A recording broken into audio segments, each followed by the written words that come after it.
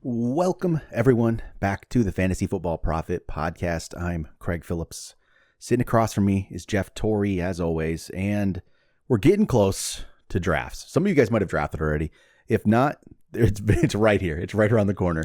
You're going to be doing probably this weekend, next weekend. Ours is just about here as well. So we've talked about a lot of players, strategies, all this stuff, but I think today we're going to stake our claim on one guy as our league winner for 2023. And this could be a combination of what their price is right now in these auctions. It could be a guy that's at the top, though. It doesn't really, there's no limitations for what this could be. It could be a guy that's going cheaper. So that's why we like him a lot. We've had some success with this in the past. Honestly, we've done this episode like every year. Some years we've done really well. And I mean, others we've done okay, but like the Lamar Jackson year was awesome. We're called that one. Won people a lot of leagues. We've done it. We've had some good hits, but we had maybe 2 or 3 guys each. This year, We're going to go one player each that we are just sold on. And we think they're going to win. So I'll let you go first, Jeff. Oh, thank you. And we got a draft coming up, so I want to know who your guy is so I can see if I can take him from Oh, man. I hate that. No, I really struggled with who I was going to choose for this episode because I do take it really seriously in a really dorky way. And I'm going to start by cheating a little bit because originally I was kind of like, okay, I'm going to go with one of my tried and true guys that I really believe in. Like, I really thought I was like, okay, I'm going to go Garrett Wilson and I'm going to do this, do that. And his value is shooting up so much and everything. And when I was really looking through everyone and I was like in my heart of hearts and I was like, what wins you the league, what wins you your title is end of year play. And it's going to be the positions that are hard to find and fill in for injuries and all of that stuff. And when I really went through it, a name I never thought I would actually utter came to mind, and it was the one that I ended up with. And I'm actually going to say the league winner in that terminology for me is going to be Alvin Kamara. Wow. Yeah. I know. I never thought because he's missing 3 games in the beginning of the season, which will hurt you, but not overly. And right now in auction, that's all we talk about. Currently he is going for $13.4. Yeah. So you can get him for incredibly cheap. I do think that offense is going to be way better. And this guy is one of those that is a perennial all-star if he's doing well. Yes, he's getting a little long in the tooth. He's getting to a point where running backs start falling off and people are kind of worried about that. Last year looked really bad, but that's because their offense was in shambles. I think that getting Derek Carr will really steady the boat. You have Olave that came out. Maybe Thomas will be, if he's a 1 or 2 as far as wide receivers, you're going to have quite a few weapons. You're going to be able to sit him for the first part of the year, so he'll be a little healthier going into the end. And I'll go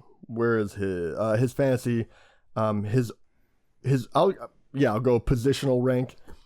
He started off his career as the number 4 running back 2 years in a row. Then he was the number 16. It was a little bit step back, but still not bad. Then the number 2, which we loved. Then the last 2 years of what people are kind of worried about. Number 9, which was still fine. You're a top 10 back, but that's where you were picking him at. And then last year, because they were in shambles, he did miss a couple of games, but he ended up as the 18th. But he only rushed 2 touchdowns in. And I'm not saying that his touchdown at the goal line or something is going to completely shatter the earth or something, but I do think that his touchdowns are going to increase greatly just because of Carr's there and everything like that. So I'm going to say at the end of the year, he's the guy you want. So I'm actually going to go up with Kamara, which is completely off the chart for what I thought it was going to get. I don't think he's washed. I think he still can play, and the quarterback situation was brutal for them. It was. Derek Carr is such a step up and has some stability there, and it's only 3 games. It's only 3 games. Yeah, it's only 3. It's not the end of the world. If they use him, he could, for $13. Think about that. You can get Alvin Kamara for $13. Yeah, and he only had 4 touchdowns in total last year too, which is actually pretty wild. Even the year before that, when he was the number 9, he had 9 touchdowns, which was 4 rushing and 5 receiving. I can't, why can't he do that again, even with missing the first 3 games? Yeah. I feel like he's going to be a top 10 guy, and at the end of the year, he'll probably be a top 5, and you paid nothing for him. So that's where I'm going. The offenses should be better. this could key on Michael Thomas being healthy. If he's actually truly healthy too, the offense is better in that regard already. If Michael Thomas is healthy, that's a game changer. Yeah, and so far so good. It seems like, right? Like, yeah, I mean, I'll cross my fingers for that one, but I still think Olave and the other weapons they have can do it without Thomas. But he really is like. I wish we could see a full career him healthy, because he'd be one of these guys like Devontae Adams or whatever. I mean, yeah, but you have Derek Carr now. If you have a healthy Michael Thomas with Chris Olave, Kamara can be that guy again. I mean, the opportunities will be there. That's all it needs is the opportunities.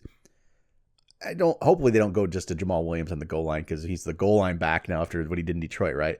I don't know if that's it. They might, but I don't know if I really worry about that, because I'm not banking on him getting 10 plus. Yeah. I mean, if he did, that'd be great. But I would hope that he would get like 5 rushing touchdowns and let him do the rest through the air for the most part. No, so yeah, Kamara, we haven't talked a lot about him. We've talked a little, but not a lot, just because it's been an interesting situation. We didn't know what was going to go, but 3 games isn't bad. You're not spending a lot to get him, so you're not really out that much. So I like, all right, my league winner. Oh man, put your flag in him. I've been tossing this one around, trying to figure out, do I want to just go with? Yeah, I'm gonna go with my guy. I'm gonna go with Miles Sanders. And people so he's had an injury this preseason. He has a groin injury, which isn't great. He's pretty confident he'll be out there for week 1, which so am I. He should be.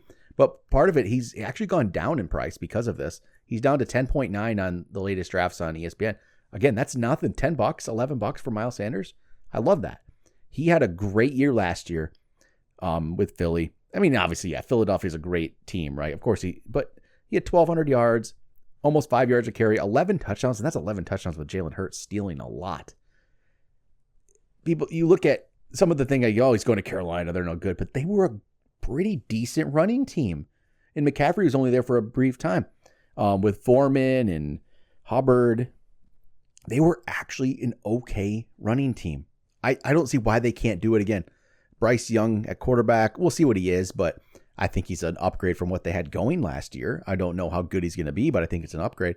Miles Sanders, with just Hubbard behind him, I think he's going to do really, really well. And for $10, I think you're getting a guy that has so much more potential than this. I mean, he's now on ESPN, he's the 22nd running back going, it looks like, in price, somewhere around there. He's like 22nd ranked, so he's around. He's fallen down a little bit. He's behind James Conner, who I think James Conner just has like a tapped ceiling. He can't go very far. He's behind some of those guys. I mean, Kamara's actually passed up Miles Sanders at this point. But I love Miles Sanders. It's such a you can get him as your. I would say if you're going into a draft, Miles Sanders at best, like he's your 3rd running back, but you could probably get him as your 4th in some situations, depending on how you build your team. I think that's great. You're not out much, and I truly think you're getting a guy that's a top. He could easily be a top 12 guy. I just don't see why he can't be. There's a lot of guys up here that have question marks.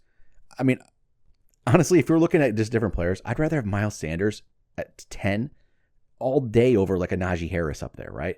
I think Miles Sanders is going to get way above that level, and he's going to help win leagues, because you're going to get a guy as your 3rd or 4th running back whose worst case is going to be your 2. He's going to be your 2. And when you get guys like that as your 4th and becomes a 2nd level running back, borderline top 10 running backs, there's almost an RB1, I think that's when you win leagues. So when you have a couple of those guys. So Miles Sanders, I'm not worried about the groin injury. I'm not worried. He's going to be good. No, yeah, I mean, injury is always what I worry about with him, but I'm actually completely on board with you on this one. I think that the fact that he hasn't moved up at all is actually kind of shocking. And I look at his numbers from last year, and he's always been a good running back that always solid. Couldn't, he was always missing time, right?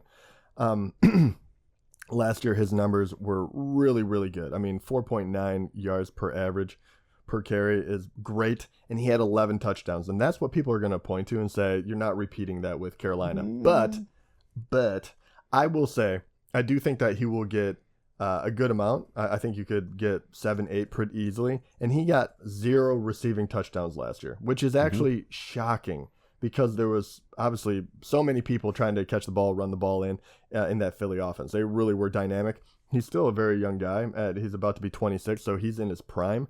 And I think it feels like you're underselling how good Carolina has been, even when they have been terrible of being able to produce runners. And, Chuba Hubbard, I have nothing against the guy. He is a NFL caliber guy. Great. But when they gave him, like, he was the primary back, if you will, and there were still other backs there, he was still the 33rd running back, and he only got 172 attempts. And that was only 3.6 yards per carry. I mean, and they made him almost starting worthy. Yeah. And no one really knows who that is. They had 16 touchdowns last year as a team. So touchdowns are there. And you're going back, well, say Miles Sanders could be a top 10. He was 10 last year. Why can't he do it again? He was 10. And yeah, why can't he do it again? His rookie year before Philly really showed up, and I think he was 15th year one. Okay, 15th. I was going to say. Which is solid. 15th, then the 21st. 43 because obviously he was hurt. And then 10th. It is all about opportunity, and I do think Carolina, they'll desperately need it. But he can catch the ball, he can run. I think that he is being underlooked because of how bad Carolina probably is going to be. But we've seen it run it. We've seen it day in day, like every year in, year out. Yep. We've seen good players on bad teams overproduce because they're their only game in town. Yeah, $10, $11 in an auction. You're not out much. No, and it's one of those we harp, but we like zero RB this year. Mm-hmm. And with the two guys that we just named, it's funny because we're both in the same boat. We're like, we don't have that guy that we believe is going to be head and shoulders above everyone else. Like, we love Bijan, we love Chubb, we love all these guys, but you're paying for them. We do think that these guys are underrated. Mm-hmm. And if you got both of them, and then you just went full blown on like a QB and wide receivers, not only are a little more, and you have to fill in with more running backs on the back end, but those two guys, I believe, can lead you to a title. I fully believe it, and you can afford both of them. That's what I love about auction. You can get these guys. You can get these guys. That's the beauty of this. Yeah, because you don't have to jump up because you're not. Yes, I'm not like, well, I'm going to take them over. That's why I think league winners mean so much more in auction than they do if we were talking about, these guys are going to win your league, but you're in a snake draft and you have absolutely no chance to draft them, or they don't fall how you're going to be. You can literally get them anytime in an auction draft. Like a $10 guy, if you want him, absolutely should be yours. There's just no doubt about it. So. All right, there we go. League winners. So Miles Sanders better perform. Sorry, that'll do it for today. Talk to you guys next time.